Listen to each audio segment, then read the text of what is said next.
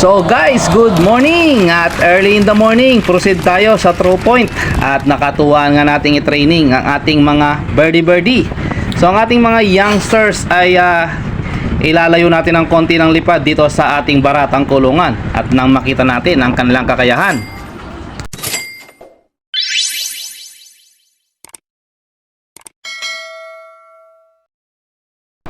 So eto nga guys, at umabot na tayo sa ating destination. At dito nga tayo sa may parte ng dike, ang pinaka-famous na dike ng Tibag, na kung saan nalaglag ang mga bata nung kasagsaga ng bagyo. Lumilindol sa parting lugar na to. Ayun pa. Medyo mainit guys.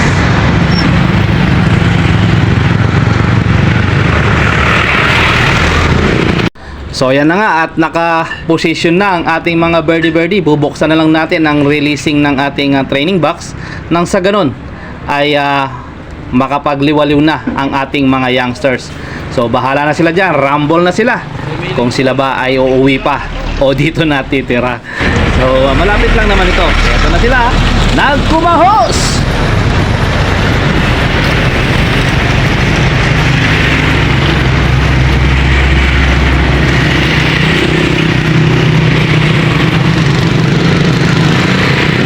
Guys, at umahimbulog na sa himpapawid ang ating mga birdie.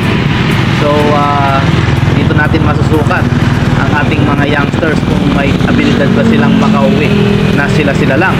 Yan ang ating pamamaraan lagi guys, upang ang ating mga youngsters ay lumawak ang kanilang raging sa kanilang murang edad dito sa ating baratang kulungan.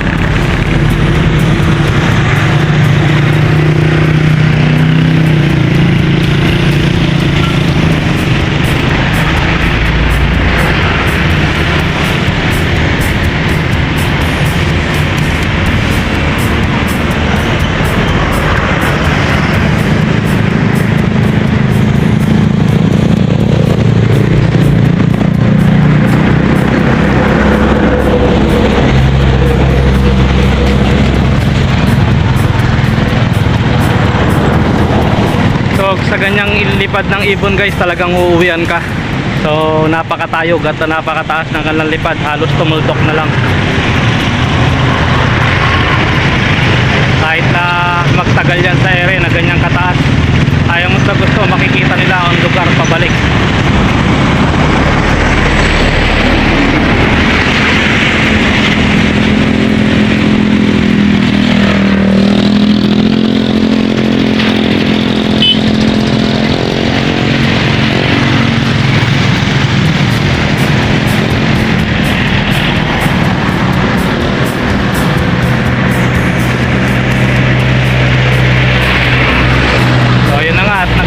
Layo-layo na sila guys, nangangahulugan na o nang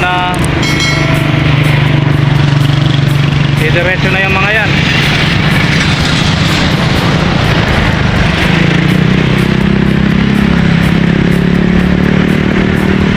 Ang tataas nila guys, ayan, paikot-ikot sila sa area, maaaring mauna pa tayo sa kanila. So yun lamang guys, at hintayin natin sila sa ating baratang kulungan. A few moments later. Ayun nga guys, walang ka-trail dahil lang ini-expect ko na mauuna tayo sa kanila sa pag-uwi, ay nauna pa pala sila sa atin. So akala ko yung papalayo sila na yun ay maunahan ko pa sila at magkakaroon pa ako ng tsansa na may video ang kanilang pagdating. Pero nagkamali tayo guys, biniro lang pala nila tayo na palayo sila ng ganun. Ayun ma. Bumubuelo lang pala sila pabalik. So ito na nga sila at kompleto. So ganyan kalulupit ang mga inakay na ito. So inakay pa nga sila guys, kaya ito nag-expect ako na kakapay nila ang lugar na pinaghagisan natin sa kanila. Pero yun pala ay mabilis silang makakauwi.